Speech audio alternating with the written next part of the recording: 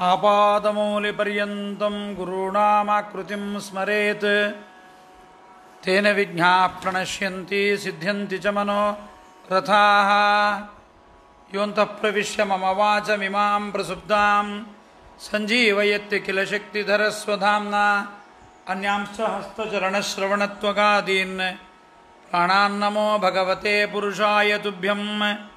भवति यदनुभावादेडमूकोऽपि वाग्मी जडमतिरपि जन्तुर्जायते प्राज्ञमौलिः सकलवचनचेतो देवता भारती सा मम वचसि निधत्तां सन्निधिं मानसे च। श्रीमतो राघवेन्द्रस्य नमामि पदपङ्कजे कामिताशेषकल्याणकलनाकल्पपादपौ जलज्येष्ठनिभाकारं जगदीशपदाश्रयं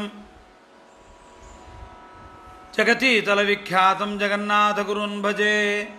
ಹರಿಕಥಾಮೃತಸಾರ ಗುರುಗಳ ಕರುಣದಿಂದಾಪನಿತು ಪೇಳುವೆ ಪರಮ ಭಗವದ್ಭಕ್ತರು ಇದನ್ನು ಆದರದಿ ಕೇಳುವುದು. ಶ್ರೀರಮಣಿ ಕರಕಮಲ ಪೂಜಿತ ಚಾರು ಚರಣ ಸರೋಜ ಬ್ರಹ್ಮ ಸಮೀರವಾಣಿ ಫಣೀಂದ್ರವೀಂದ್ರ ಭವೇಂದ್ರ ಮುಖ ವಿನುತ ನೀರಜವ ವಾಂಡೋದಯ ಸ್ಥಿತಿ ಕಾರಣನೆ ಕೈವಲ್ಯದಾಯಕ ನಾರಸಿಂಹನೆ ನಮಿಪೆ ಕರುಣಿಪುದೆ ಮಗೆ ಮಂಗಳವಾ. ಸಾಧನೆಗೆ ಅತ್ಯಂತ ಉಪಯುಕ್ತವಾದ ಈ ಸ್ಥೂಲ ಶರೀರವನ್ನು ದೇವತೆಗಳು ಪರಮಾತ್ಮನ ಅನುಗ್ರಹದಿಂದ ಜೀವರಿಗೆ ಹೊಂದಿಸಿಕೊಡ್ತಾ ಇರ್ತಾರೆ. ಈ ದೇಹವನ್ನು ಹೊಂದಿಸಿಕೊಡುವಾಗ ಜೀವನಾದವನು ಪುಣ್ಯವನ್ನು ಮಾಡಿ ಸ್ವರ್ಗಾದಿ ಲೋಕಗಳಲ್ಲಿ ಪುಣ್ಯವನ್ನು ಅನುಭವಿಸಿ ಮೋಕ್ಷಕ್ಕೆ ಉಪಯೋಗವಾಗುವ ಮತ್ತಷ್ಟು ಪುಣ್ಯದ ಸಂಪಾದನೆಗೋಸ್ಕರವಾಗಿ ಭೂಮಿಗೆ ಬರಬೇಕಾಗತ್ತೆ. ಭೂಮಿಗೆ ಸ್ವತಂತ್ರವಾಗಿ ಜೀವ ಬರಲಿಕ್ಕೆ ಆಗೋದಿಲ್ಲವಾದ್ದರಿಂದ ಆ ಜೀವನನ್ನು ದೇವತೆಗಳು 5 ವಿಧವಾದ ಅಗ್ನಿಗಳಲ್ಲಿ ಹೋಮವನ್ನು ಮಾಡ್ತಾ ಇದ್ದಾರೆ. ಇದು ದೇವತೆಗಳು ಮಾಡುವ ಹೋಮವಾದ್ದರಿಂದ ಆ ದೇವತೆಗಳೇ ಅದನ್ನು ಮಾಡುತ್ತಾರಾದ್ದರಿಂದ ದೇವತೆಗಳು ಮಾಡುತ್ತಾರೆ ಈ ಹೋಮವನ್ನು ಎಂಬುದಾಗಿ ತಿಳಿದು ನಾವು ಅನುಸಂಧಾನವನ್ನು ಮಾಡಿದರಿಂದ ನಮಗೆ ಹೆಚ್ಚಿನ ಪುಣ್ಯ ಬರುತ್ತೆ ಎಂಬುದನ್ನು ತಿಳಿಸಲಿಕ್ಕೋಸ್ಕರವಾಗಿ ಕರುಣಾಶಾಲಿಗಳಾದ ಜಗನ್ನಾಥದಾಸರು ಈ ಒಂದು ಪಂಚಮಹಾಯಜ್ಞ ಸಂಧಿ ಎಂಬತಕ್ಕಂತಹದ್ದನ್ನು ಛಾಂದೋಗ್ಯೋಪನಿಷತ್ತುಗಳಲ್ಲಿ ಬರತಕ್ಕಂತಹ ಅನೇಕ ವಿಷಯಗಳನ್ನು ಇಲ್ಲಿ ಸಂಗ್ರಹ ಮಾಡಿಕೊಡ್ತಾ ಇದ್ದಾರೆ. 1ನೇ ಪದ್ಯವನ್ನು ಕೇಳಿದ್ವಿ. 2ನೇ ಪದ್ಯವನ್ನು ಹೇಳ್ತಾ ಇದ್ದೇನೆ. ಗಗನ ಪಾವಕ ಸಮಿಧೆ ರವಿ ರಶ್ಮಿಗಳೇ ಧೂಮವು ಅರ್ಚಿಯ ನಿಪುದೆ ಹಗಲು ನಕ್ಷತ್ರಗಳೇ ಕಿಡಿಗಳು ಚಂದ್ರಮಾಂಗಾರ ಮೃಗವರೋದರನೊಳಗೆ ಐರೂಪಗಳ ಚಿಂತಿಸಿ ಭಕ್ತಿರಸ ಮಾತುಗಳ ಮಂತ್ರವ ಮಾಡಿ ಹೋಮಿಸುವರು ವಿಪಶ್ಚಿತರು. ಗಗನ ಪಾವಕ ಪದಚ್ಛೇದ. ಸಮಿಧೆ ರವಿ ರಶ್ಮಿಗಳೇ ಧೂಮವು ಅರ್ಚಿ ಎನಿಪುದೆ ಹಗಲು ನಕ್ಷತ್ರಗಳೇ ಕಿಡಿಗಳು ಚಂದ್ರಮ ಅಂಗಾರ ಮೃಗವರೋದರ ನೊಳಗೆ ಐರೂಪಗಳ ಚಿಂತಿಸಿ ಭಕ್ತಿರಸ ಮಾತುಗಳ ಮಂತ್ರವ ಮಾಡಿ ಹೋಮಿಸುವರು ವಿಪಶ್ಚಿತರು. ಆಕಾಶವನ್ನು ಅಗ್ನಿಯನ್ನಾಗಿ ಮಾಡಿ ಸೂರ್ಯನನ್ನೇ ಸಮಿತ್ತು ಯಜ್ಞಕ್ಕೆ ಆಗತಕ್ಕಂಥ ಸಮಿತ್ತನ್ನು ಮಾಡಿ ರಶ್ಮಿಯನ್ನು ಹೊಗೆಯನ್ನಾಗಿ ಮಾಡಿ ಹಗಲು ಜ್ವಾಲೆ ನಕ್ಷತ್ರಗಳೇ ಕಿಡಿಗಳು ಚಂದ್ರ ಬೆಂಕಿಯ ಕೆಂಡ ಚಂದ್ರಮಂಡಲದಲ್ಲಿ ಸಮಿತ್ತು ಹೊಗೆ ಜ್ವಾಲೆ ಕೆಂಡ ಕಿಡಿಗಳೆಂಬತಕ್ಕಂಥ 5ಕ್ಕೆ ನಿಯಾಮಕನಾದ 5 ಭಗವದ್ರೂಪಗಳನ್ನು ಚಿಂತಿಸಿ ಜ್ಞಾನಿಗಳಾದ ದೇವತೆಗಳು ಭಕ್ತಿರಸ ಮಾತು ಮಂತ್ರವೆಂಬುದಾಗಿ ಮಾಡಿ ಚಿಂತನೆ ಮಾಡಿ ಜೀವನನ್ನು ಅಲ್ಲಿ ಹೋಮವನ್ನು ಮಾಡುತ್ತಾರೆ ಅಂತ. ಒಮ್ಮೆಗೆ ಈ ಪಂಚಮಹಾಯಜ್ಞ ಸಂಧಿಯ ಕೆಲವೊಂದು ಪದ್ಯಗಳನ್ನು ಕೇಳಿದರೆ ಬೇಗ ಅರ್ಥವಾಗೋದಿಲ್ಲ. 2 ಬಾರಿ 3 ಬಾರಿ ಕೇಳಬೇಕು. ಬಹಳ ಗಹನವಾದ ವಿಷಯ. ಕೇಳ್ತಾ ಹೋದಂತೆ ಅರ್ಥವಾಗುತ್ತಾ ಹೋಗುತ್ತೆ. ಇದೆಲ್ಲ ಛಾಂದೋಗ್ಯ ಉಪನಿಷತ್ತಲ್ಲಿ ಬರತಕ್ಕಂತಹ ರಹಸ್ಯಮಯವಾದ ವಿದ್ಯೆಗಳನ್ನು ದಾಸರಾಯರು ಕರುಣೆ ಮಾಡಿಕೊಟ್ಟಿದ್ದಾರೆ. ಗಗನ ಪಾವಕ ಆಕಾಶವೇ ಅಗ್ನಿ ಎಂಬುದಾಗಿ ದೇವತೆಗಳು ಚಿಂತನೆ ಮಾಡುತ್ತಾರೆ. ಹೋಮ ಹವನಗಳಲ್ಲಿ ಆಹುತಿಯನ್ನು ಅಗ್ನಿಯಲ್ಲಿ ಅರ್ಪಿಸುವಂತೆ ಈ ಒಂದು ಜೀವ ಹೋಮದಲ್ಲಿ ದೇವತೆಗಳು ಜೀವನನ್ನು ಆಕಾಶದಲ್ಲಿ ತಂದು ಬಿಡ್ತಾರೆ. ಆದ್ದರಿಂದ ಆಕಾಶವೇ ಅಗ್ನಿ. ಇಲ್ಲಿ ಆಕಾಶ ಅಂದರೆ ಆಕಾಶಕ್ಕೆ ನಿಯಾಮಕನಾದ ನಾರಾಯಣ ಎಂಬತಕ್ಕಂತಹ ಭಗವದ್ರೂಪ. ಜೀವನಿಗೆ ಆಕಾಶದ ಚಂದ್ರಮಂಡಲದಲ್ಲಿ ಆ ನಾರಾಯಣನೇ ಆಶ್ರಯ ಅಂತ ಸ್ವಾಮಿ, ಜೀವನಿಗೆ ನೀನು ಆಶ್ರಯವಾಗಿರುವಂಥ ಭಗವಂತನಿಗೆ ನೀನೇ ಆಶ್ರಯ ಎಂಬುದಾಗಿ ದೇವರನ್ನು ಚಿಂತನೆ ಮಾಡುತ್ತಾರೆ. ಇದೇ ಜೀವ ಹೋಮ. ಸತ್ಕರ್ಮಗಳಾದ ಏನೇನು ಸತ್ಕರ್ಮಗಳಿಂದ ಸ್ವರ್ಗವನ್ನು ಸೇರಿದ ಜೀವ ಇದ್ದಾನೆ, ಅವನ ಪುಣ್ಯ ತೀರಿದಾಗ ಪುಣ್ಯಶೇಷದ ಫಲವಾಗಿ ಆಕಾಶದಲ್ಲಿ ಚಂದ್ರಲೋಕದಲ್ಲಿ ಅವನನ್ನು ಇಡುತ್ತಾರೆ. ಮುಂದೆ ಮಳೆನೀರಿನಲ್ಲಿ ಭೂಮಿಗೆ ಅವನು ಮಳೆನೀರಿನ ಜೊತೆಗೆ ಕೆಳಗೆ ಬರುವಂತೆ ಮಾಡುತ್ತಾರೆ. ಹೀಗೆ ಗಗನ ಪಾವಕನನ್ನು ಮಾಡಿ ಸಮಿಧೆ ರವಿ ರಶ್ಮಿಗಳೇ ಧೂಮವು ಅರ್ಚಿಯನಿಪುದೆ ಹಗಲು ನಕ್ಷತ್ರಗಳೇ ಕಿಡಿಗಳು ಚಂದ್ರಮ ಅಂಗಾರ. ಆಕಾಶ ಅಗ್ನಿ ಅಂತಂದ ಬಳಿಕ ಅಗ್ನಿಯಲ್ಲೇ 5 ಅಂಶ ಇದೆ ಅಂತ, ಪ್ರತಿಯೊಂದಕ್ಕೂ 5 ಅಂಶ ಅಂತ ಮೊದಲನೇ ಪದ್ಯದಲ್ಲಿ ಹೇಳಿದ್ದೇವೆ. ಆ 5 ಅಂಶಗಳು ಯಾವುದು ಅಂತ ಹೇಳಬೇಕು. ಸಮಿತ್ತನ್ನು ಅರ್ಪಣೆ ಮಾಡೋದು, ಹೊಗೆ ಬರ್ತಕ್ಕಂತಹದ್ದು, ಆಮೇಲೆ ಜ್ವಾಲೆ ಬರ್ತಕ್ಕಂತಹದ್ದು, ಜ್ವಾಲೆ ಬೆಳಗೋದು, ಅದಾದ ಮೇಲೆ ಕೆಂಡಗಳಾಗೋದು, ಕಿಡಿಗಳು ಏಳ್ತಕ್ಕಂಥದ್ದು. ಹಾಗೆ ಆಕಾಶವೆಂಬತಕ್ಕಂತಹ ಅಗ್ನಿಯಲ್ಲೂ ಕೂಡ 5 ಅಂಶಗಳು ಸೇರಿರುತ್ತೆ. ಸೂರ್ಯಮಂಡಲ ಉದಿಸುವುದು, ಸೂರ್ಯ ಉದಿಸ್ತಾನೆ, ಕಿರಣಗಳು ಹರಡತ್ತೆ, ಎಲ್ಲೆಡೆ ಬೆಳಕತ್ತೆ, ಚಂದ್ರಮಂಡಲ ಮಸಕಾಗಿ ಕಾಣ್ತಾನೆ, ನಕ್ಷತ್ರಗಳು ಚದರಿ ಬಿಡ್ತಾವೆ, ಅಂದರೆ ಕಾಣಿಸಲ್ಲ. ಹೀಗೆ 5 ಅಂಶಗಳಿಗೆ ನಿಯಾಮಕವಾದ ಭಗವದ್ರೂಪಗಳು ಕ್ರಮವಾಗಿ ನಾರಾಯಣ, ವಾಸುದೇವ, ಸಂಕರ್ಷಣ, ಪ್ರದ್ಯುಮ್ನ, ಅನಿರುದ್ಧ ಎಂಬುದಾಗಿ 5 ಇವು ಆಕಾಶ ನಿಯಾಮಕನಾದ ನಾರಾಯಣನಿಂದ ಅಭಿವ್ಯಕ್ತವಾಗಿರುತ್ತೆ. ಈ ಎಲ್ಲ ಭಗವದ್ರೂಪಗಳನ್ನು ದೇವತೆಗಳು ಅವರ ಆಶ್ರಯದಲ್ಲಿ ಜೀವನನ್ನು ತಂದು ಒಪ್ಪಿಸ್ತಾರೆ. ಮೃಗವರೋದರನೊಳಗೆ ಐರೂಪಗಳ ಚಿಂತಿಸಿ ಗಗನ ಪಾವಕ ಸಮಿಧೆ ರವಿ ರಶ್ಮಿಗಳೇ ಧೂಮವು ಅರ್ಚಿಯನಿಪುದೆ ಹಗಲು ನಕ್ಷತ್ರಗಳೇ ಕಿಡಿಗಳು ಚಂದ್ರಮ ಅಂಗಾರ. ಮೃಗವರೋದರನೊಳಗೆ, ಮೃಗ ಅಂದರೆ ಜಿಂಕೆ, ಸಂಸ್ಕೃತದಲ್ಲಿ ಜಿಂಕೆಗೆ ಮೃಗ ಅಂತ ಕರೀತಾರೆ. ಚಂದ್ರಬಿಂಬದಲ್ಲಿ ನಡುವೆ ಕಾಣಿಸ್ತಕ್ಕಂಥ ಕಪ್ಪು ಕಲೆ ಜಿಂಕೆ ಅಂತ ಇರುತ್ತಲ್ಲ, ಅದರಿಂದ ಮೃಗವರ, ವರ ಅಂದರೆ ಶ್ರೇಷ್ಠ ಅಂತರ್ಥ, ಶ್ರೇಷ್ಠವಾದ ಜಿಂಕೆ. ಅದು ಉದರದಲ್ಲಿ ಅಂದರೆ ನಡುಭಾಗದಲ್ಲಿ ಇರೋದರಿಂದ ಚಂದ್ರಬಿಂಬಕ್ಕೆ ಮೃಗವರೋದರ ಅಂತ ಅನಿಸುತ್ತೆ. ಚಂದ್ರಬಿಂಬದಲ್ಲಿ ಆಕಾಶ ನಿಯಾಮಕನಾದ ನಾರಾಯಣನಿಂದ ವ್ಯಕ್ತವಾದ ನಾರಾಯಣ ವಾಸುದೇವ, ನಾರಾಯಣ ಸಂಕರ್ಷಣ, ನಾರಾಯಣ ಪ್ರದ್ಯುಮ್ನ, ನಾರಾಯಣ ಅನಿರುದ್ಧ ಎಂಬತಕ್ಕಂಥ 5 ರೂಪಗಳನ್ನು ಸಮಿದೆ, ಹೊಗೆ, ಜ್ವಾಲೆ, ಕೆಂಡ, ಕಿಡಿ ಎಂಬುದಾಗಿ ಚಿಂತಿಸಿ ನಾರಾಯಣ ಎಂಬತಕ್ಕಂಥ ಅಗ್ನಿಯಲ್ಲಿ ಜೀವನನ್ನು ದೇವತೆಗಳು ಹೋಮ ಮಾಡುತ್ತಾರೆ. ಅಂದರೆ ಈ ನಾರಾಯಣನೇ ಈ ಜೀವನಿಗೆ ಆಶ್ರಯ ಎಂಬುದಾಗಿ ಧ್ಯಾನ ಮಾಡುತ್ತಾರೆ. ಜೀವನನ್ನು ಚಂದ್ರಮಂಡಲದಲ್ಲಿ ತಂದು ಸೇರಿಸಿ ಆ ಸತ್ಕರ್ಮವನ್ನು ನಾರಾಯಣನಿಗೆ ಪ್ರೀತಿಯಾಗಲಿ ಎಂಬುದಾಗಿ ದೇವತೆಗಳು ಸಮರ್ಪಣೆ ಮಾಡ್ತಾರೆ. ಇದೇ ಹೋಮ. ಭಕ್ತಿರಸ ಮಾತುಗಳ ಮಂತ್ರವನ್ನೇ ಮಾಡಿ ಹೋಮಿಸುವರು ವಿಪಶ್ಚಿತರು ಅಂತ ಜಗನ್ನಾಥದಾಸರಾಯರು ಹೇಳಿದ್ದಾರೆ. ಆದರೆ ಹೋಮಿಸುವರು ವಿಪಶ್ಚಿತರು ಅಂದರೆ ಹೋಮಿಸ್ತಾರೆ ಅಂತ ಹೇಳಿದ್ದಾರೆ. ಛಾಂದೋಗ್ಯ ಬೃಹದಾರಣ್ಯಕದಲ್ಲೂ ಕೂಡ ಹೀಗೆ ಹೇಳ್ತಾರೆ. ತಸ್ಮಿನ್ ಅಗ್ನೌ ದೇವಾಃ ಶ್ರದ್ಧಾಂ ಜಿಹ್ವತಿ ತಸ್ಯ ಆಹುತೆ ಸೋಮೋ ರಾಜ ಸಂಭವತಿ. ದೇವತೆಗಳು ಶ್ರದ್ಧೆಯನ್ನು ಹೋಮಿಸ್ತಾರೆ ಅಂತ ಹೇಳ್ತಾರೆ. ಶ್ರದ್ಧೆ ಚಂದ್ರಮಂಡಲದಲ್ಲಿ ಇರುತ್ತೆ ಅಂತ ಹೇಳ್ತಾ ಇದ್ದಾರೆ ಇಲ್ಲಿ. ಅಂದರೆ ಶ್ರದ್ಧಾಪೂರ್ವಕವಾಗಿ ಯಜ್ಞಾದಿ ಸತ್ಕರ್ಮಗಳನ್ನು ಮಾಡಿ ಅದರ ಪುಣ್ಯದಿಂದ ಸ್ವರ್ಗ ಸುಖವನ್ನು ಅನುಭವಿಸಿರತಕ್ಕಂಥ ಜೀವನನ್ನೇ ಶ್ರದ್ಧಾ ಅಂತ ಕರೀತಾರೆ. ಜೀವನಿಗೆ ಶ್ರದ್ಧಾ ಅಂತ ಹೆಸರು.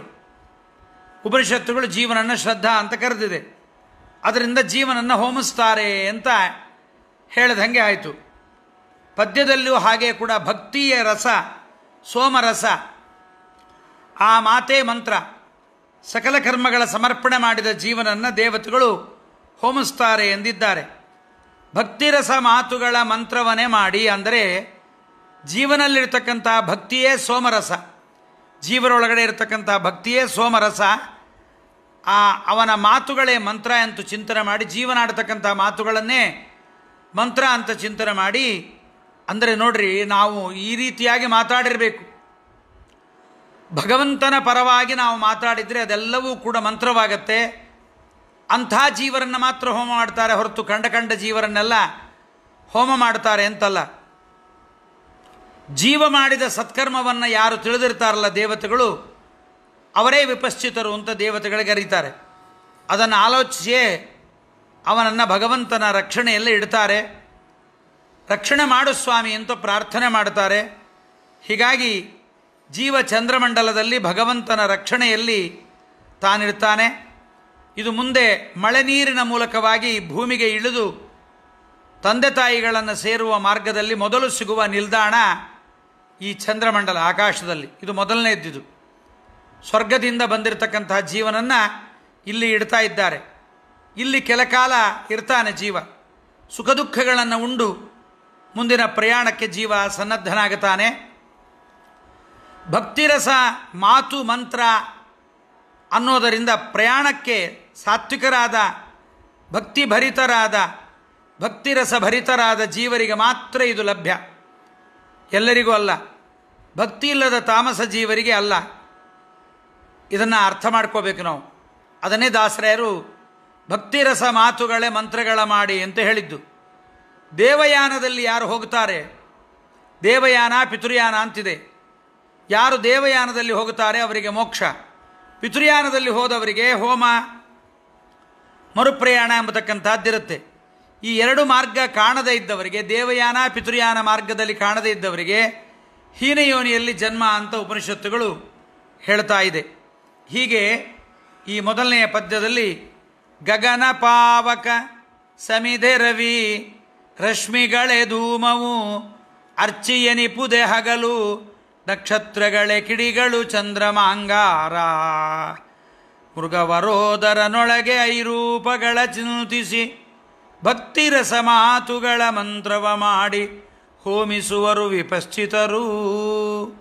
ಜೀವನನ್ನು ಹೀಗೆ ಹೋಮ ಮಾಡ್ತಾರೆ ಎಂಬತಕ್ಕಂಥದ್ದಾಗಿ ಹೇಳಿ, ಹೀಗೆ ಚಂದ್ರಮಂಡಲದಿಂದ ಮುಂದೆ ಅವನು ಮೇಘಮಂಡಲಕ್ಕೆ ಬರ್ತಾನೆ. ಮುಂದಕ್ಕೆ ಜೀವನನ್ನು ಕರ್ಕೊಂಡು ಬರ್ತಾರೆ. ಅದನ್ನು ಮೂರನೇ ಪದ್ಯದಲ್ಲಿ ಹೇಳ್ತಾರೆ. ಪಾವಕನು ಪರ್ಜನ್ಯ ಸಮಿಧೆಯು ಪ್ರಾವಹೀಪತಿ ಧೂಮಗಳೇ ಮೇಘಾವಳಿಗಳು ಅರ್ಚಿಕ್ಷಣ ಪ್ರಭೆ ಗರ್ಜನವೇ ಕಿಡಿಯೂ ಭಾವಿಸುವುದಂಗಾರ ಸಿಡಿಲಂದಿ ವಿಧಾಗ್ಧಿಯೊಳು ಈ ವಿಧಾಗ್ನಿಯೊಳಬ್ಧಿಜಾತನ ಕೋವಿದರು ಹೋಮಿಸುವರನು ದಿನ ಪರಮ ಭಕ್ತಿಯಲಿ. ಪದಚ್ಛೇದ ಹೇಳ್ತೀನಿ. ಪಾವಕನು ಪರ್ಜನ್ಯ, ಸಮಿಧೆಯು ಪ್ರಾವಹೀಪತಿ, ಧೂಮಗಳೇ ಮೇಘಾವಳಿಗಳು, ಅರ್ಚಿ ಕ್ಷಣಪ್ರಭೆ, ಗರ್ಜನವೇ ಕಿಡಿಯು, ಭಾವಿಸುವುದು ಅಂಗಾರ ಸಿಡಿಲೆಂದು, ಈ ವಿಧ ಅಗ್ನಿಯೊಳು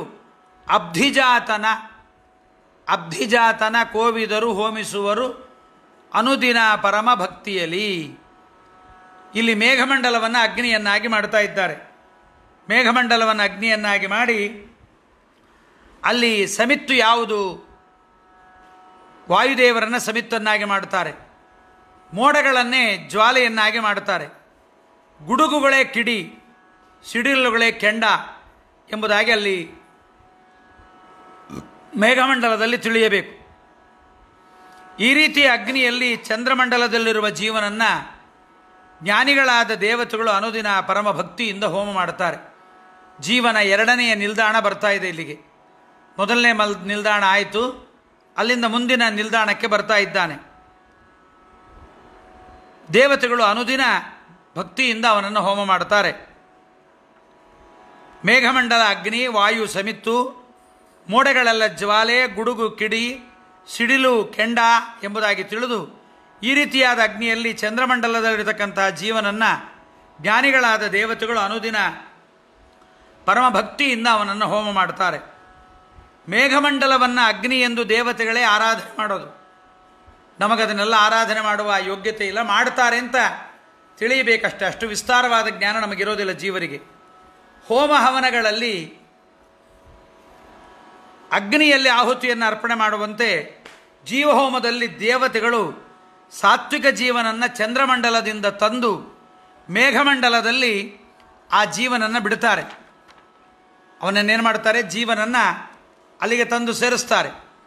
ಅದರಿಂದ ಮೇಘಮಂಡಲ ಅಲ್ಲಿಗೆ ಚಂದ್ರಮಂಡಲದಿಂದ ಮೇಘಮಂಡಲಕ್ಕೆ ತಂದು ಸೇರಿಸೋದರಿಂದ ಮೇಘಮಂಡಲ ಅಗ್ನಿ ಅಂತ ಅನಿಸುತ್ತೆ.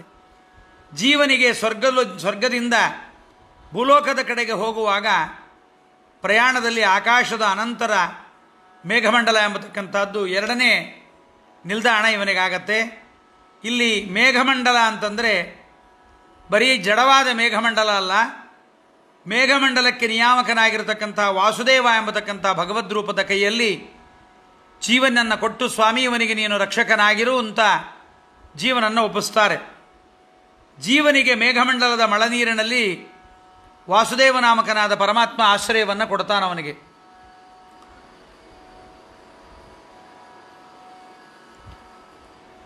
ಆಶ್ರಯವನ್ನು ಕೊಡ್ತಾರೆ.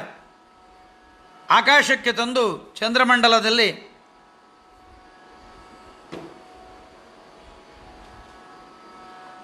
ಆಶ್ರಯವನ್ನು ಅಲ್ಲಿ ಜೀವರಿಗೆ ದೇವತೆಗಳು ಪರಮಾತ್ಮನ ಕೈಗೆ ಜೀವನನ್ನು ತಂದು ಒಪ್ಪಿಸ್ತಾರೆ. ತಂದು ಒಪ್ಪಿಸಿದ ಮೇಲೆ ಅವರು ಪ್ರಾರ್ಥನೆ ಮಾಡ್ತಾರೆ, ಸ್ವಾಮಿ ಇವನಿಗೆ ಆಶ್ರಯನಾಗಲಿ ಎಂಬುದಾಗಿ ದೇವತೆಗಳು ಪ್ರಾರ್ಥನೆಯನ್ನು ಮಾಡ್ತಾರೆ. ದೇವತೆಗಳ ಪ್ರಾರ್ಥನೆಯ ಫಲವಾಗಿ ಅವರನ್ನು ದೇವಲೋಕದಲ್ಲಿ ಏನು ಸ್ವರ್ಗದ ಪುಣ್ಯವನ್ನು ಭೋಗ ಮಾಡಿರ್ತಾರೆ, ಪುಣ್ಯದ ಭೋಗ ಆದ ಮೇಲೆ ದೇವತೆಗಳು ಅವರನ್ನು ಅಲ್ಲಿಂದ ಮುಂದೆ ಈ ಕಡೆಗೆ ಕರ್ಕೊಂಡು ಬರ್ತಕ್ಕಂಥವರಾಗುತ್ತಾರೆ. ಕರ್ಕೊಂಡು ಬಂದು ಮೇಘಮಂಡಲದಲ್ಲಿ ಈ ಜೀವನನ್ನು ಹೋಮ ಮಾಡತಕ್ಕಂಥವರಾಗುತ್ತಾರೆ, ಪರಮಾತ್ಮನ ಕೈ ಕೊಡ್ತಾರೆ. ಇದು ಜೀವಹೋಮ. ಸತ್ಕರ್ಮಗಳಿಂದ ಸ್ವರ್ಗವನ್ನು ಸೇರಿದ ಸಾತ್ವಿಕ ಜೀವ ಅವನ ಪುಣ್ಯ ತೀರಿದಾಗ ಪುಣ್ಯಶೇಷದ ಫಲವಾಗಿ ಸ್ವರ್ಗದಿಂದ ಆಕಾಶಕ್ಕೆ ತಂದು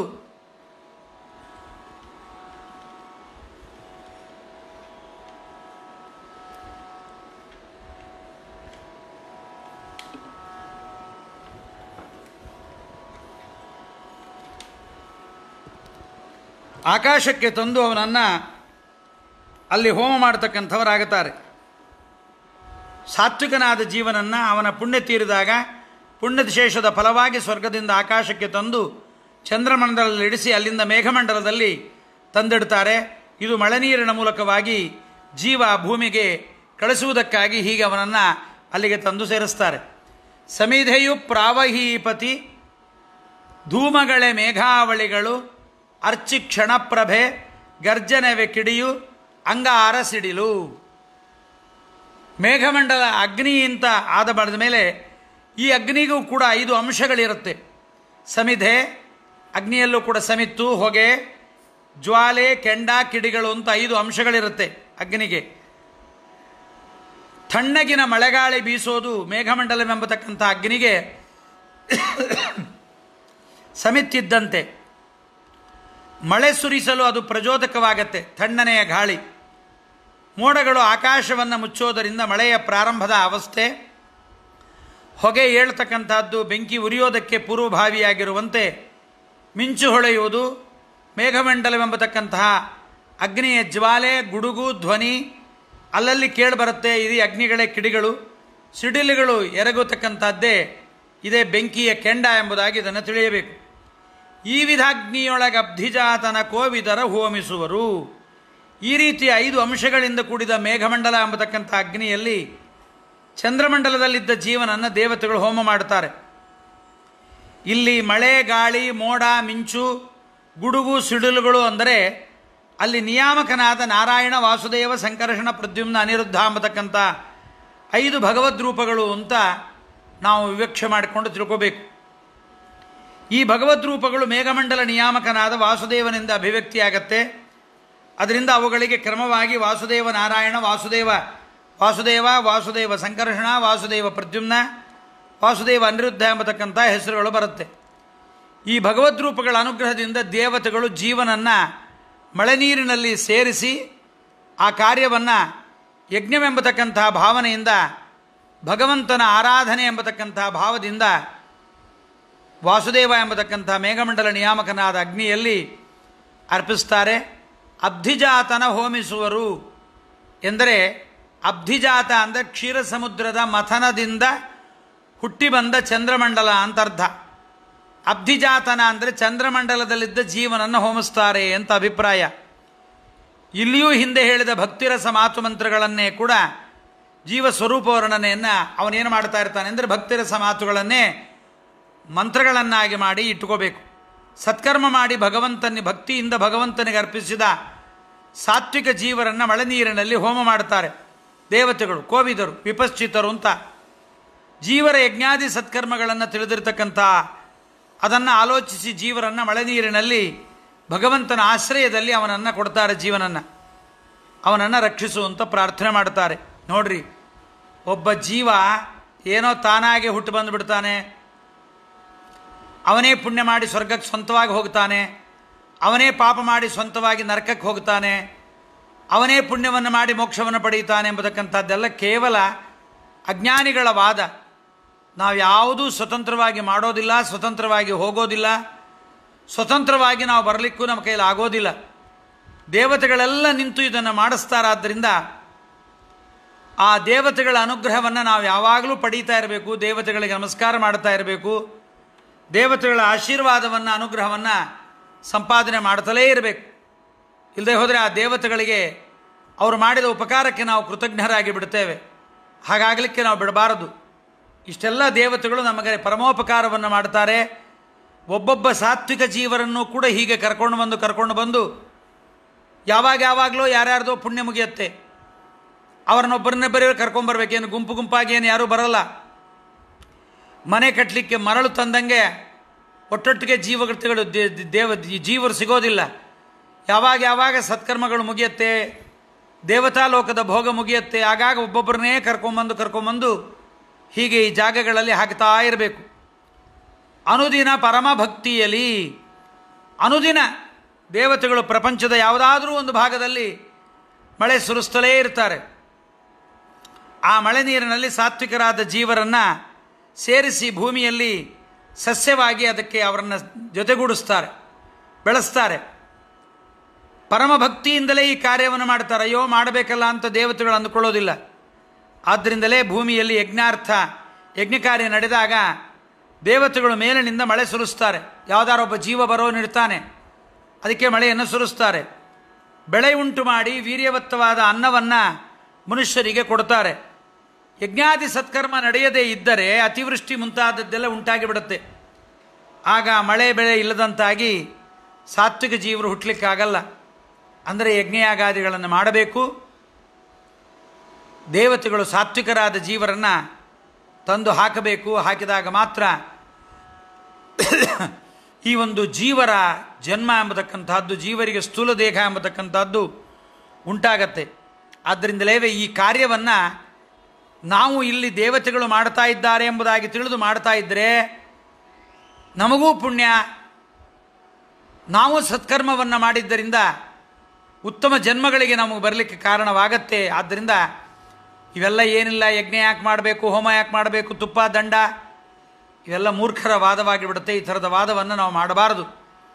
ಇದು ದೇವತೆಗಳಿಗೆ ಕಾರಣವಾಗಿರ್ತಕ್ಕಂಥ ಯಜ್ಞಕ್ಕೆ ನಾವೆಲ್ಲರೂ ಕೂಡ ತಿಳಿದು ಇದನ್ನು, ಅದಕ್ಕೆ ದೇವಾನ್ ಭಾವಯತಾನೇನ ತೇ ದೇವಾ ಭಾವಯಂತುವಹ, ದೇವತೆಗಳಿಗೆಲ್ಲ ಮಳೆ ಬೆಳಗಲ ಮೂಲಕವಾಗಿ ನಮಗೆ ಅನುಗ್ರಹವನ್ನು ಮಾಡ್ತಾ ಇದ್ದಾರಾದ್ದರಿಂದ ಆ ದೇವತೆಗಳು ಮಾಡಿದ ಅನುಗ್ರಹವನ್ನು ನಾವು ತಿಳಿದು ದೇವತೆಗಳ ಸೇವೆಯನ್ನು, ದೇವತೆಗಳು ಮಾಡತಕ್ಕಂಥ ಯಜ್ಞವನ್ನು ಅನುಸಂಧಾನವನ್ನು ಮಾಡಬೇಕು ಎಂಬುದಾಗಿ ಅನುದಿನ ಪರಮಭಕ್ತಿಯಲ್ಲಿ ಅಂತ ದಾಸರಾಯರು ಇಷ್ಟು ಕಠಿಣವಾದ ಈ ವಿಚಾರಗಳೆಲ್ಲ ನಮಗೆ ಗೊತ್ತಿಲ್ಲ.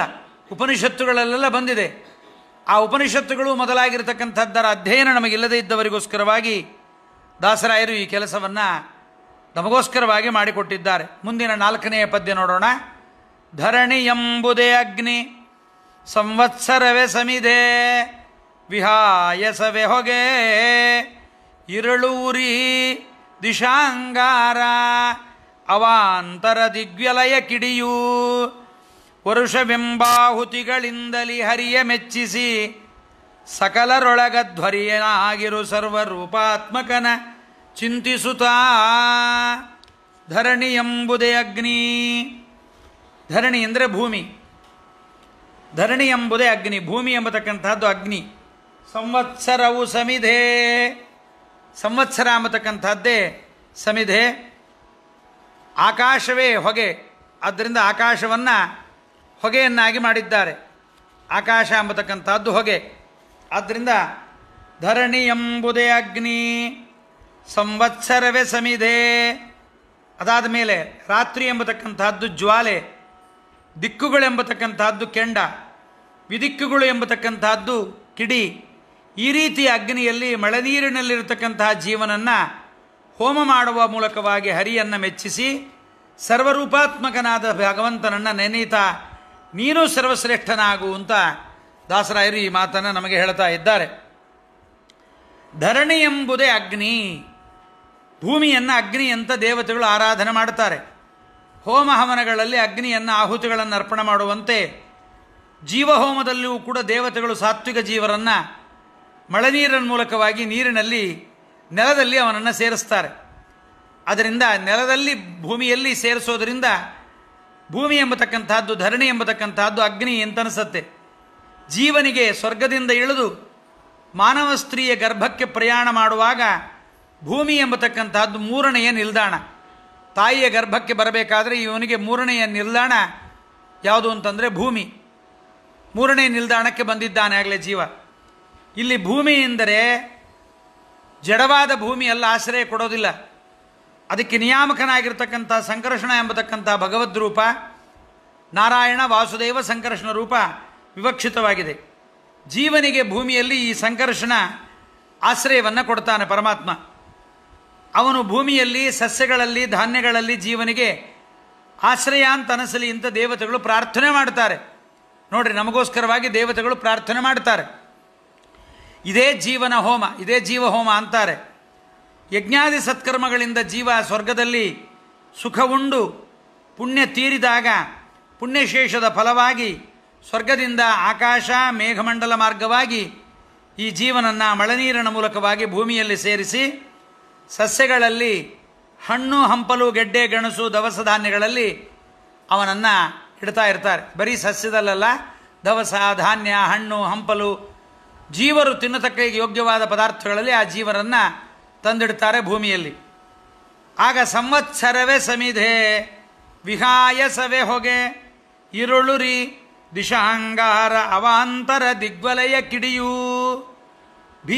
ಭೂಮಿ ಒಂದು ಅಗ್ನಿ ಅಂತ ಆದಮೇಲೆ ಉಳಿದ ಅಗ್ನಿಯಂತೆ ಅದಕ್ಕೂ ಕೂಡ ಸಮಿತ್ತು, ಹೊಗೆ, ಅಗ್ನಿ, ಜ್ವಾಲೆ, ಕೆಂಡ, ಕಿಡಿಗಳು ಎಲ್ಲ ಬೇಕಲ್ಲ.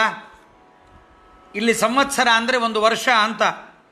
ವರ್ಷಕ್ಕೊಮ್ಮೆ ಸಾಮಾನ್ಯವಾಗಿ ಗಿಡಗಳು ಸಸ್ಯಗಳು ಫಲವನ್ನು ಕೊಡ್ತಾವೆ. ಭೂಮಿ ವರ್ಷಕ್ಕೊಮ್ಮೆ ಸಸ್ಯಗಳಲ್ಲಿ ಫಲವನ್ನು ಉಂಟು ಮಾಡುತ್ತೆ, ಭೂಮಿ ಮಾಡುತ್ತೆ. ವರ್ಷ ಅನ್ನತಕ್ಕಂಥದ್ದು ಉಪಲಕ್ಷಣ, ಅಂದರೆ ಆಯಾ ಕಾಲಗಳಲ್ಲಿ ಬೆಳೆಯಾಗತಕ್ಕಂಥದ್ದು ನಾವು ನೋಡಿದ್ದೇವೆ. ಅದರಿಂದ ಅಗ್ನಿಗೆ ಸಮಿಧೆಯಂತೆ ಭೂಮಿಗೆ ಆಯಾ ಫಲಗಳ ಕಾಲ ಅತ್ಯಂತ ಅವಶ್ಯಕವಾಗಿರುತ್ತೆ. ವಿಹಾಯಸ ಅಂದರೆ ಆಕಾಶ. ಆಕಾಶ ನೀಲಬಣ್ಣವಾದ್ದರಿಂದ ನೀಲಬಣ್ಣದಂತೆ ಕಾಣಿಸುತ್ತೆ ನಮಗೆ. ಭೂಮಿ ಎಂಬತಕ್ಕಂಥ ಅಗ್ನಿ ಹೊಗೆಯಂತೆ, ಇರಳು ಅಂದರೆ ರಾತ್ರಿ. ಭೂಮಿ ಎಂಬತಕ್ಕಂಥ ಅಗ್ನಿಗೆ ಉರಿಯಂತೆ ಜ್ವಾಲೆಯಂತೆ ರಾತ್ರಿ ಕಾಲದಲ್ಲಿ ಗಿಡ ಮರಗಳಿಗೆ ಚಂದ್ರನ ಕಿರಣಗಳಿಂದ ಅಮೃತ ಸೇಚನೆಯಾಗೋದರಿಂದ ಭೂಮಿ ವಿಶೇಷವಾಗಿ ಸಸ್ಯ ಸಂಪತ್ತಿನಿಂದ ಸಮೃದ್ಧವಾಗತ್ತೆ. ದಿಶಾಂಗಾರ ಅವಾಂತರ ದಿಗ್ವಲಯ ಕಿಡಿ, ದಿಕ್ಕು ಕೆಂಡದಂತೆ, ಅವಾಂತರ ದಿಕ್ಕುಗಳು ವಲಯ ಕಿಡಿಗಳಂತೆ. ರಾತ್ರಿ ಎಂಬತಕ್ಕಂಥ ಉರಿ ಆರಿದಾಗ ದಿಕ್ಕು ವಿದಿಕ್ಕುಗಳು ಕಾಣೋದರಿಂದ ಅವು ಕೆಂಡ ಕಿಡಿಗಳಂತೆ ಕಾಣಿಸುತ್ತೆ. ಇಲ್ಲಿ ವರ್ಷ, ಆಕಾಶ, ರಾತ್ರಿ, ದಿಕ್ಕು ವಿದಿಕ್ಕುಗಳೆಂದರೆ ಅವುಗಳ ನಿಯಾಮಕನಾಗಿರ್ತಕ್ಕಂತಹ ನಾರಾಯಣ ವಾಸುದೇವ ಸಂಕರ್ಷಣ ಪ್ರದ್ಯುಮ್ನ ಅನಿರುದ್ಧ ಎಂಬತಕ್ಕಂಥ ಭಗವದ್ ರೂಪಗಳು ಅಂತ ತಿಳಿಯಬೇಕು. ಇವು ಭೂಮಿ ಎಂಬತಕ್ಕಂಥ ಅಗ್ನಿಗೆ ನಿಯಾಮಕನಾದ ಸಂಕರ್ಷಣನಿಂದ ಅಭಿವ್ಯಕ್ತಿಯಾಗಿರ್ತಕ್ಕಂಥ ಹೊರಗೆ ಬಂದಿರತಕ್ಕಂಥ ರೂಪಗಳು. ಅದರಿಂದ ಅವುಗಳಿಗೆ ಕ್ರಮವಾಗಿ ಸಂಕರ್ಷಣ ನಾರಾಯಣ, ಸಂಕರ್ಷಣ ವಾಸುದೇವ, ಸಂಕರ್ಷಣ ಸಂಕರ್ಷಣ, ಸಂಕರ್ಷಣ ಪ್ರದ್ಯುಮ್ನ, ಸಂಕರ್ಷಣ ಅನಿರುದ್ಧ ಅಂತ ಹೆಸರು. ಈ ಎಲ್ಲ ಭಗವದ್ ರೂಪಗಳನ್ನು ಚಿಂತಿಸಿ ದೇವತೆಗಳು ಜೀವನನ್ನು ಭೂಮಿಯಲ್ಲಿ ಸಸ್ಯ ಧಾನ್ಯ ಮುಂತಾದವುಗಳಲ್ಲಿ ಅವನನ್ನು ಸೇರಿಸ್ತಾರೆ.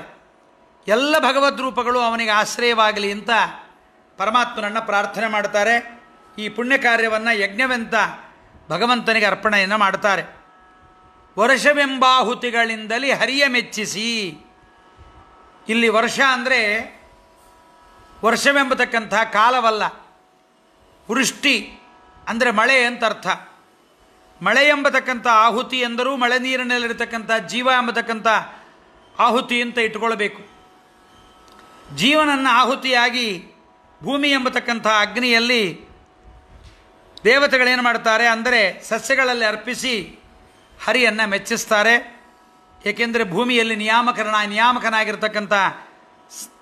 ನಿಯಾಮಕನಾಗಿರ್ತಕ್ಕಂಥವನು ಸಂಕರ್ಷರೂಪಿಯಾದ ಭಗವಂತನೇ. ಆದ್ದರಿಂದ ಸರ್ವರೂಪಾತ್ಮಕನ ಚಿಂತಿಸುತ್ತಾ ಬಿಳಿ, ಕಪ್ಪು, ಕೆಂಪು ಮೊದಲಾದ ಈ ರೂಪಗಳೆಲ್ಲ ಪೃಥ್ವಿಯಲ್ಲಿರೋದರಿಂದ ಪೃಥ್ವಿ ನಿಯಾಮಕ ಸಂಕರ್ಷಣ ಸರ್ವರೂಪಾತ್ಮಕನಾಗಿದ್ದಾನೆ.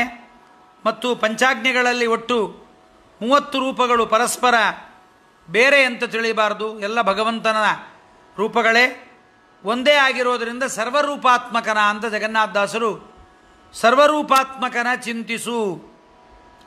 ಇದನ್ನೇ ಮುಂದೆ 8ನೇ ಪದ್ಯದಲ್ಲಿ ಪಂಚನಾರಿ ತುರಗ ಎಂಬತಕ್ಕಂಥ ದೃಷ್ಟಾಂತವನ್ನು ಜಗನ್ನಾಥದಾಸರು ದೂರದಿಂದ ನೋಡಿದಾಗ ಅದೊಂದು ತುರಗದಂತೆ ಕಾಣಿಸುತ್ತೆ, ಹತ್ತಿರ ಬಂದು ನೋಡಿದಾಗ 5 ಸ್ತ್ರೀಯರು ಸೇರಿದಾಗ ಆಗಿರ್ತಕ್ಕಂಥ ಕುದುರೆಯಂತೆ ಅದು ಕಾಣಿಸುತ್ತೆ ಅಂತ ದಾಸರಾಯರು ವಿವರಣೆ ಮಾಡ್ತಾರೆ. ಮುಂದೆ ಭಗವದ್ ರೂಪಗಳಲ್ಲಿ ಹೀಗೆ ಅಭೇದ ಚಿಂತನೆ ಮಾಡದೆ ಭೇದ ಚಿಂತನೆ ಮಾಡಿದರೆ ಅನರ್ಥ ಎಂಬತಕ್ಕಂಥದ್ದು ನಮಗುಂಟಾಗತ್ತೆ. ಆದ್ದರಿಂದ ಹೀಗೆ ಚಿಂತನೆ ಮಾಡಿ ಸಕಲರೊಳಗ ಅಧ್ವರ್ಯನಾಗಿರು. ಅಧ್ವರ್ಯು ಅಂದರೆ ಯಜ್ಞದಲ್ಲಿ ಮುಖ್ಯವಾದ ಹವಿಸ್ಸನ್ನು ಹಾಕತಕ್ಕಂಥವನು ಅಧ್ವರ್ಯು ಅಂತ. ಯಜ್ಞ ಮಾಡತಕ್ಕಂಥದ್ರಲ್ಲಿ 16 ಜನ ಋತ್ವಿಕರಿರ್ತಾರೆ. ಇವಾಗೆಲ್ಲ ಕಾಣಿಸಲ್ಲ, ಒಬ್ಬರೋ ಇಬ್ಬರೋ ಬರ್ತಾರೆ, ಹೋಮ ಮಾಡ್ತಾರೆ, ಹೊಟ್ಟೋಗ್ಬಿಡ್ತಾರೆ. ಯಜ್ಞಗಳನ್ನು ಮಾಡುವಾಗ 16 ಜನ ಇರಬೇಕು. ಹೋತೃ, ಉದ್ಗಾತೃ, ಪ್ರಸ್ಥಾತೃ, ಬ್ರಹ್ಮ ಇವರೆಲ್ಲ ಯಜ್ಞದಲ್ಲಿರ್ತಾರೆ, 16 ಜನ ಇರ್ತಾರೆ. ಅದರಲ್ಲಿ ಅಧ್ವರ್ಯು ಎಂಬತಕ್ಕಂಥವನು ಪ್ರಧಾನ ಅಧ್ವರ್ಯು. ಅವನು ಆಹುತಿಯನ್ನು ಅಗ್ನಿಯಲ್ಲಿ ಅರ್ಪಣೆ ಮಾಡ್ತಾನವನು. ಉಳಿದವರು ಬೇರೆ ಬೇರೆ ಯಜ್ಞ ಕಾರ್ಯಗಳನ್ನು ಬೇರೆಯವರು ಮಾಡಿಕೊಡ್ತಾರೆ. ಪ್ರಕೃತ ಅಧ್ವರ್ಯು ಅಂದರೆ ಯಜ್ಞಗಳಲ್ಲಿ ಅಧ್ವರ್ಯುವಿನಂತೆ ಮೋಕ್ಷ ಸಾಧನೆಗಳಲ್ಲಿ ಅಗ್ರೇಸರನಾಗಿರತಕ್ಕಂಥ ಸಾಧಕನಾದ ಜೀವ ಅಂತ ಅರ್ಥ. ಪಂಚಾಗ್ನಿ ವಿದ್ಯೆಯನ್ನು ಅರಿತಿರ್ತಕ್ಕಂಥ ಮೋಕ್ಷ ಸಾಧಕರಲ್ಲಿ ಅಗ್ರೇಸರ ಅಂತ ಅನ್ನಿಸ್ತಾನೆ. ಈ ಪಂಚಾಗ್ನಿ ವಿದ್ಯೆಯನ್ನು ತಿಳಿದಿರಬೇಕು. ಉಪನಿಷತ್ತುಗಳಲ್ಲೂ ಕೂಡ ಇದರ ಬಗ್ಗೆ ಹೇಳ್ತಾರೆ. ಈ ವಿದ್ಯೆ ಕೇವಲ ರಾಜರಲ್ಲಿತ್ತಂತೆ, ದೊಡ್ಡ ದೊಡ್ಡ ರಾಜಋಷಿಗಳಲ್ಲಿತ್ತಂತೆ, ಬ್ರಾಹ್ಮಣರಲ್ಲಿ ಇರಲಿಲ್ಲ. ಆದ್ದರಿಂದ ರಾಜರು ಎಲ್ಲವನ್ನ ಜಗತ್ತನ್ನು ಆಳಿದರಂತೆ. ಹಾಗೆ ನಾವು ಈ ವಿದ್ಯೆಯನ್ನು ಕಲ್ತುಕೊಂಡ್ರೆ, ದೇವತೆಗಳು ಈ ವಿದ್ಯೆಯನ್ನು ಕಲಿತು ಜಗತ್ತನ್ನು ಆಳುವಂತೆ ನಾವು ಈ ವಿದ್ಯೆಯನ್ನು ಉಪಾಸನೆ ಮಾಡ್ತಾ ಹೋದರೆ ನಾವೇನಾಗ್ತೇವೆ? ರಾಜರು ಹೇಗೋ ಹಾಗೆ ನಾವು ಕೂಡ ಗಣ್ಯ ವ್ಯಕ್ತಿಗಳಾಗಿ ಇತರರಿಂದ ಗೌರವಿಸಲ್ಪಡ್ತೇವೆ ಅಂತ ದಾಸರಾಯರು ಹೀಗೆ ಧರಣಿ ಎಂಬುದೇ ಅಗ್ನಿ ಸಂವತ್ಸರವೇ ಸಮಿಧೆ ವಿಹಾಯಸವೆ ಹೊಗೆ ಇರುಳುರಿ ದಿಶಾಂಗಾರ ಅವಾಂತರ ದಿಗ್ವಲಯ ಕಿಡಿಯೂ ವರುಷವೆಂಬಾಹುತಿಗಳಿಂದಲಿ ಹರಿಯ ಮೆಚ್ಚಿಸಿ ಸಕಲರೊಳಗಧ್ವರ್ಯನಾಗಿರು ಸರ್ವರೂಪಾತ್ಮಕನ ಚಿಂತಿಸುತ್ತಾ. ಹೀಗೆ ಗಗನ ಪಾವಕ, ಪಾವಕ ಪ್ರಜನ್ಯ, ಧರಣಿ ಎಂಬುದೇ ಅಗ್ನಿ, 3 ಅಗ್ನಿಗಳಲ್ಲಿ ಜೀವನನ್ನು ದೇವತೆಗಳು ಹೋಮ ಮಾಡಿ ಪರಮಾತ್ಮನ ಕೈಯಲ್ಲಿ ಒಪ್ಪಿಸಿದ್ದಾರೆ. ಈ ಸಸ್ಯಮಂಡಲಕ್ಕೆ ಭೂಮಿಗೆ ಬಂದಿರತಕ್ಕಂಥ ಜೀವ ತಾಯಿಯ ಗರ್ಭಕ್ಕೆ ಬರ್ತಾನೆ, ತಾಯಿಯ ಗರ್ಭದಲ್ಲಿ ತಂದೆಯ ಗರ್ಭಕ್ಕೆ ಬರ್ತಾನೆ, ತಂದೆಯ ಗರ್ಭದಲ್ಲಿ 3 ತಿಂಗಳ ಕಾಲ ವಾಸ ಮಾಡಿ ತಾಯಿಯ ಗರ್ಭಕ್ಕೆ ರೇತೋರೂಪದಿಂದ ಬರ್ತಾನೆ. ಬರುವಾಗ ಅಲ್ಲಿ ಅಗ್ನಿ ಯಾವುದು, ಕಿಡಿ ಯಾವುದು, ಧೂಮ ಯಾವುದು, ಸಮಿತ್ ಯಾವುದು ಎಂಬುದನ್ನು ಪುನಃ ನಾಳಿನ ದಿವಸ 4:15 ಗಂಟೆಗೆ ಶ್ರಮ ಇರಲಿ ಈ ಉಪನ್ಯಾಸವನ್ನು ಶ್ರವಣ ಮಾಡೋಣ. ಇವತ್ತಿನ ಈ ಉಪನ್ಯಾಸವನ್ನು ಪರಮಾತ್ಮನಿಗೆ ಅರ್ಪಣೆ ಮಾಡ್ತಾ ಕಾಯೇನ ವಾಚ ಮನಸೇಂದ್ರಿಯರ್ವ ಬುದ್ಧ್ಯಾತ್ಮನಾವಾಂ ಶ್ರುತ ಸ್ವಭಾವಂ ಕರೋಮೇದ್ಯ ಸಕಲಂ ಪರಸ್ಮೈ ನಾರಾಯಣ ಏತಿ ಸಮರ್ಪಯಾಮಿ. ಹರೇ ನಮಃ.